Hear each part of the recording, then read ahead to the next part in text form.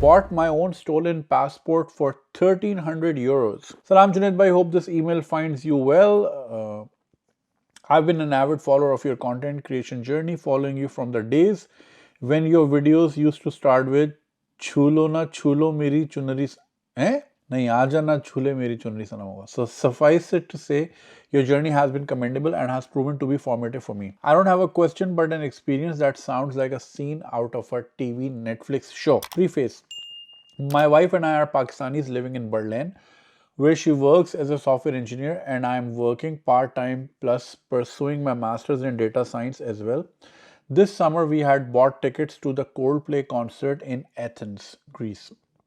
With the concerts scheduled on a Sunday, we booked our flights for Saturday morning.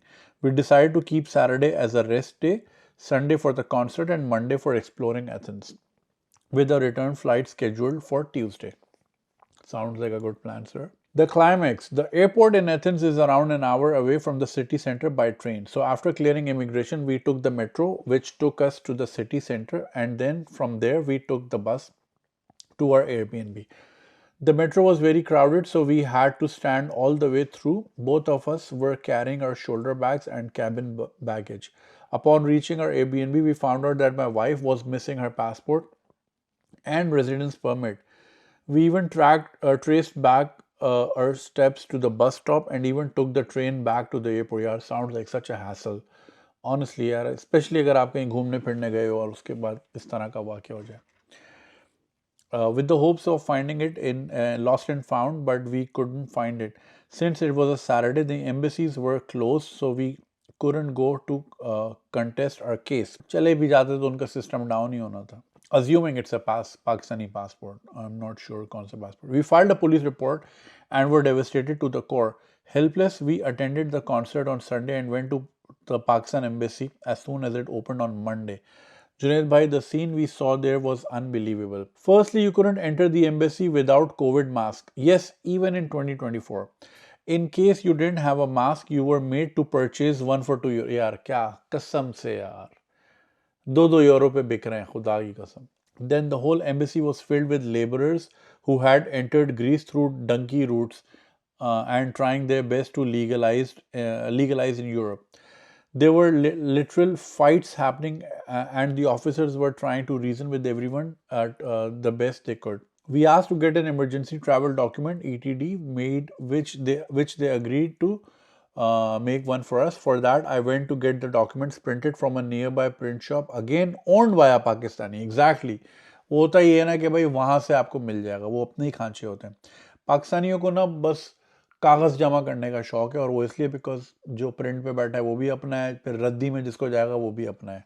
सो दोनों and से अपना ही भला. I told him of my situation as we struck a conversation, and he told me that if your passport has been stolen, it will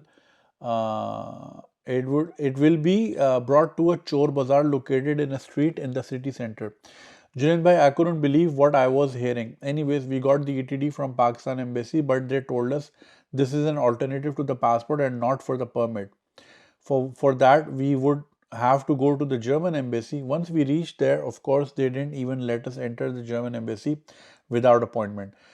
Another Desi couple came over there who also had their passports stolen, and they entered the German embassy without appointment just because they had German passports. ये फायदा होता है. Defeated and hopeless, we decided to try our hand at the Chor Bazaar. The shopkeeper had told me of a travel agency office over there, outside of which Pakistani Bangladeshi men would be selling SIM cards. Upon reaching this travel agency, there weren't any SIM sellers. However, there was an old Pakistani man in the office. When I told him of the situation, he started with a typical boomer religious crap saying, "Beta, ye Allah ki taraf se आजमाइश hai," without giving any solution. Again defeated, we decided to just travel on the ETD and take all our German documents together and try our hand to board the plane back to Berlin. To get some more documents printed, we went to the print shop beside this travel agency, which was again run by a Pakistani. Once I told him of our situation, he claimed he wasn't involved but knew some Pakistanis who are involved in the theft of passports permits. He took us along with him through the narrow streets of the Chor Bazaar where we met another Pakistani. He took pictures of the copy of my wife's stolen passport and permit and claimed to have circulated in all WhatsApp groups of all the chores.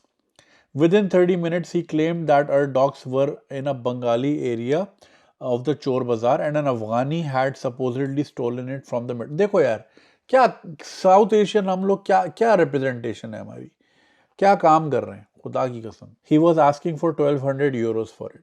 Since we had been utterly depressed for the past 2 days, we agreed on the amount. He brought the documents and I compared it to mine since I was skeptical because if they have such huge network, how difficult it is for them to have a printing press and forge the documents and sell us the fakes. To the best of my ability, I checked both the documents. Junaid bhai, during all of this, these two Pakistanis were acting like they are doing us a huge favor and were just looking out for us. But I'm pretty sure they were both involved as well. We could have involved the police as well, but at that point, I thought to myself that I can track them down in 5 hours. If I can track them down in 5 hours, surely the police can too. And it's very probable that police is also in on it as well. Of course, Greece is a poor country, तो वहाँ की police भी जाहिर है चोरी हो जाती. The Pakistani then had the guts to ask for his own cut and he shamelessly asked for a meager 60 euros. I gave him 100 on top of the 1200 just to be sure that he doesn't bother us. Conclusion. Just sharing my story to put it out there for others to be cautious whenever traveling to countries like Greece, Italy, Turkey, where a huge number of illegal immigrants land. Apparently, the guy told us that they steal passports and then try to make someone resembling the appearance on the photo travel on it. Oh shit. Thank you for reading my long email. May Allah bless you with all the best of health and success. Wishing you the very best in all your endeavors. Allah Hafiz. जैसा कि आपने कहानी सुनी, passport यार भाई ज़िंदगी में कुछ भी घुमा लेना, पासपोर्ट मत घुमाना, ये बड़ी ख्वारी होती है. और मैंने एक बार अपना पासपोर्ट घुमा दिया था और वो मैं I was coming back from Koh Phangan जहाँ पे फुल मून पार्टी होती है और मैं I had a very rough trip. मेरा बड़े नुकसान वाला ट्रिप था. मैं उसमें क्विक सैड में दलदल जो होती है उसमें मैं फंस गया था. तो मेरी शॉर्ट्स की पॉकेट में मेरा फ़ोन था, वो सॉल्ट वाटर में गया, फ़ोन ख़राब. हमने वेस्पा रेंट की, वो ठोक दी मैंने बुरी तरह. उस पर 13,000 बात लग गए और वो तो 70,000 मांग रहा था. मैंने गूगल किया, मतलब 50,000 की तो ब्रांड न्यू बाइक है, 70,000 क्यों मांग रहा है. खैर, और फिर मेरी चूँकि आदत है, उस ज़माने में I used to smoke as well, तो फिर और वो फ़ोन भी होता, तो फिर फ़ोन मैंने दूसरा दोस्त का बोरो कर लिया था. फिर phone, power bank, passport, cigarette, lighter, wallet, इतनी चीज़ें रखता नहीं, तो मैंने सामने पॉकेट में रख दी. जहाज़ के, एयर एशिया का जहाज़ था और मैं कोपांगन से फुकेट से फ़्लाइट लेके बैंकॉक आया. और बैंकॉक में आया, फिर मैं जैसे ही होटल में गया, अगले दिन मेरी पाकिस्तान की फ़्लाइट थी. दोस्त मेरे आगे चले गए थे Koh Samui and I was coming back. जब मैं होटल गया, I couldn't find my passport. Turns out मैंने फिर मेमोरी रिकॉल किया कि यार मैंने शायद पॉकेट से नहीं निकाला है. और जब मैं एयरपोर्ट वापस गया तो उन्होंने बोला वो जहाज़ तो वियतनाम चला गया. मैंने शिट. फिर अब वो इतने डम एसेस थे कि वो बता नहीं पा रहे थे कि लॉस्ट एंड फाउंड कहाँ है. और मैं भी, माई डम S also couldn't find. I am talking 2017 का टाइम, तो काफ़ी पुराना टाइम है. तो फिर मैं आ गया और फिर जब मैंने पता किया तो पता चला कि जी पाकिस्तानी एम्बेसी जो है वो अगला पासपोर्ट आपको 40 दिन में देगी. तो मैं तो पागल, मैं रोने लगे. मैंने यार मैं 40 दिन क्या करूँगा यहाँ पे. मैं वैसे ही बड़ा बोर हो गया था उधर. आई मीन थाईलैंड में कौन बोर होता है, दोस्तों के साथ तो नहीं हुआ था, but I was gonna live be there alone ना, वो तो चले गए थे. तो फिर अगली सुबह फिर वो मैंने कोई ईमेल एक जगह रात को डाल दी थी और सुबह उनकी ईमेल का रिप्लाई आया कि आपका लॉस्ट एंड फाउंड में मौजूद है पासपोर्ट. एंड मैंने शुक्र अदा किया और फिर वो पासपोर्ट लेके मैं आ गया. भाई ट्रैवल 101, ये जितने भी टूरिस्टी स्पॉट्स हैं ना, ये जितनी चोर बाज़ारी इन शहरों में होती है, जहाँ ज़्यादा टूरिस्ट होता है वहाँ चोर बाज़ारी होती ही होती है. हमने वो टिकटॉक पे भी देखा होगा, वो पिक पॉकेट वाली आंटी जो हैं, वो जो पिक पॉकेट्स को ट्रैक करती हैं और वो शी स्क्रीम्स कि पिक पॉकेट, अटेंसियानो पिक पॉकेट. तो वो बड़ा होता है इटली में. टर्की के स्कैम्स के ऊपर मेरी पूरी वीडियो मौजूद है, कल मैंने स्टोरी पे भी एक लगाई भी थी, वो जो शू ब्रश फेंक देते हैं जानबूझ के। अगर आपने नहीं देखी तो मेरी एक वीडियो ढूंढ लें, टर्किश टोपी के नाम से एक वीडियो है, तो उसमें सारे स्कैम्स मैंने बताए टर्की में ये होते हैं। और यू राइटफुली सेड, क्योंकि ग्रीस जो है, हमारे जो डंकी वाले हजरात हैं उनकी पहला स्टेशन ही ग्रीस होता है, तो वो सारे फिर वहीं होते हैं, अनडॉक्यूमेंटेड होते हैं, काम होता है, नहीं तो फिर चोरी चकारी में लगते हैं, तो ये उनके काम होते हैं। और ये हमारी एक्सपोर्ट्स हैं यार, अफगान वॉर के बाद उधर से और फिर हमारे यहाँ से, तो इलीगल काम हो रहे हैं। और पासपोर्ट पे उनकी नज़र, क्योंकि पासपोर्ट जो होता है ना, क्योंकि अगर वॉलेट निकाला ना, वॉलेट में किस्मत है, 60 यूरो निकले या 6,000 यूरो निकले, बट पासपोर्ट की तो गारंटी है ना, you can sell it back. तो अब ये भी पूरा नेटवर्क है ना, कि जब एम्बेसी जाएगा तो कोई ना कोई बता ही देगा कि अच्छा यार यहाँ मिलते हैं, देन लाइक दिल कनेक्ट बैक। और ये जो चिंदी हरकत है पाकिस्तानी एम्बेसी की एथेंस में, कि $2 का आप मास्क खरीदें, बेचारे वो गरीब पहली डंकी लगा लगा के आ रहे हैं, $2 का मैंडेटरी मास्क उन्होंने वहाँ लगाया हुआ है, अजीब। सो यस, इससे सबक हासिल करें। मैं हमेशा कोशिश यही करता हूँ कि वॉलेट में कभी भी पूरे पैसे ना रखें, और वॉलेट में सारे कार्ड्स भी आपके ना हो। लेकिन ये कि कोई एक आध चीज़ आपकी अलग जगह पे मौजूद है, कि खुदा ना खास्ता अगर आपका वॉलेट जाता है तो आपकी आइडेंटिफिकेशन, आपके पास एटलीस्ट एक बैंक का कार्ड और थोड़ा बहुत कैश बच जाए। You don't put all your eggs in one basket. I did that in Paris, और मेरे 1200-1400 यूरो या 2,000 यूरो, याद नहीं कितनी अमाउंट थी, वो पिक पॉकेट। अब आई डोंट नो, अगर पिक पॉकेट हुई होती तो पूरा वॉलेट जाता, वॉलेट तो मेरे पास था। We had taken an Airbnb near Champs Elysees, और मुझे ये लगता है कि जो हमारा एयरबीएनबी का ओनर था, मोरक्कन, वो क्योंकि उसके पास तो चाबी थी, और कितना मुश्किल है, ज़ाहिर है अब एक कपल आया है घूमने, तो वो कमरे में तो नहीं बैठेगा, गली के कोने पे लड़का खड़ा कर दो कि भाई ये फैमिली जो आई है ये अब निकली कब है, और आप थोड़ा सा ट्रैक कर लो, हाँ जी मेट्रो पकड़ के निकल गए दूर, चलो जी अब फ्लैट खाली है। अब उसका फ्लैट है, उसके पास चाबी भी है, एक्सेस भी है, और जो सेफ़ ये देते भी हैं, सेफ़ की एक्स्ट्रा भी आती है, अगर आप कोड भूल जाओ तो किसी न किसी तरीके से खोलते हैं ना, तो ये तरीका होता है। मुझे लगता है कि उसने सेफ़ से निकाले थे, बिकॉज़ वॉलेट मेरे वॉलेट में थे, वॉलेट तो मेरे पास थ्रू आउट द ट्रिप रहा। बेगम के पर्स से अगर निकाले तो it makes no sense, it wasn't there, तो वो कमरे से ही गायब हुए थे। तो टूरिस्टी जगहों पे ना ये बड़ा होता है, तो you have to be very very careful.